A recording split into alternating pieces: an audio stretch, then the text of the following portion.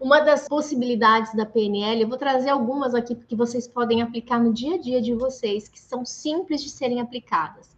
Uma delas é a gente criar uma mudança de perspectiva. Imagina só você que você tem um problema, tem algo que você não está conseguindo resolver, que te está trazendo ansiedade, angústia, dúvidas, e você precisa pensar numa perspectiva diferente.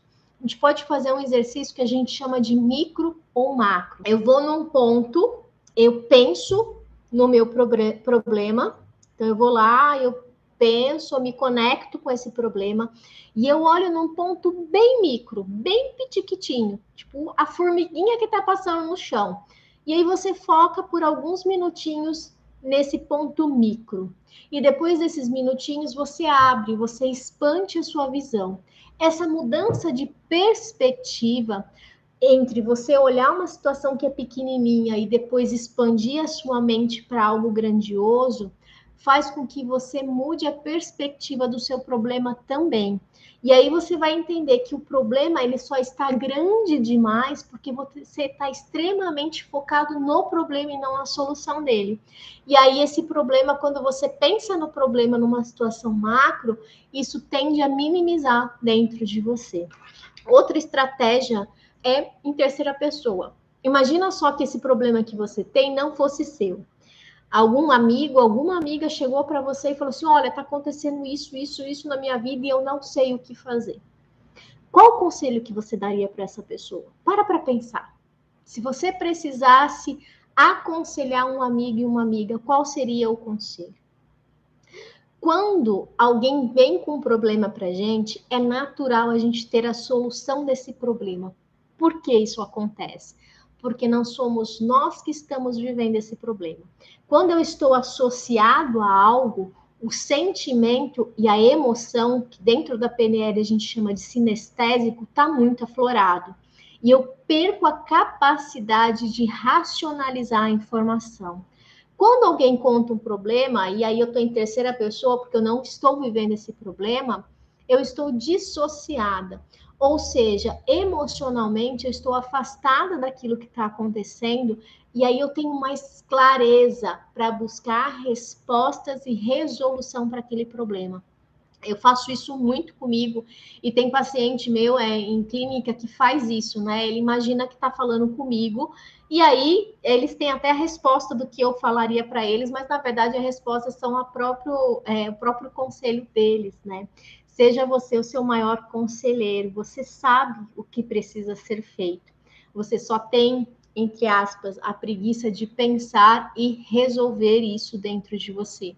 Então, quando você pensa no seu problema como se não fosse seu, fosse de uma outra pessoa, isso vai te ajudar, te colocar nessa posição de associado e dissociado. Essa é uma das estratégias também para mudança de perspectiva.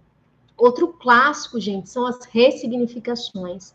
Tudo que acontece na nossa vida tem um significado nulo, é zero. O valor dos eventos são zero.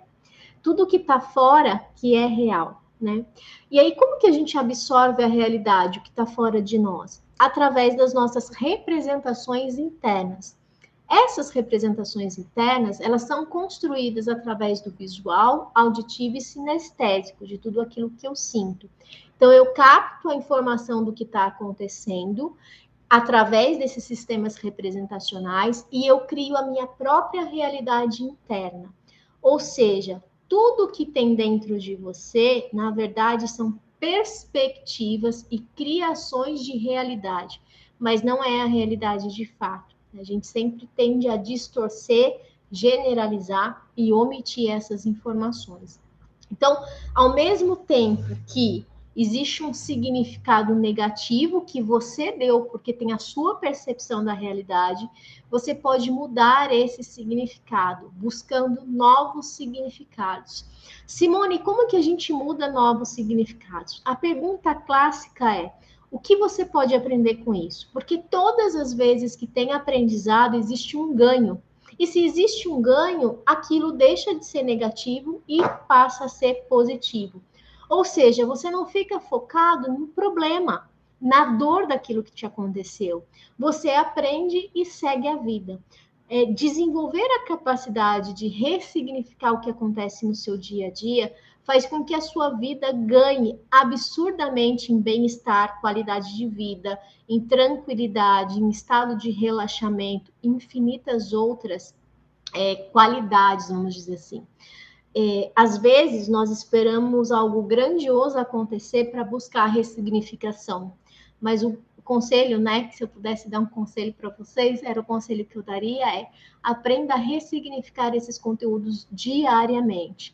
Através dessas ressignificações, de você aprender a criar novos significados para aquilo que foi vivido, te ajuda a entrar nesse processo de criar a sua própria realidade.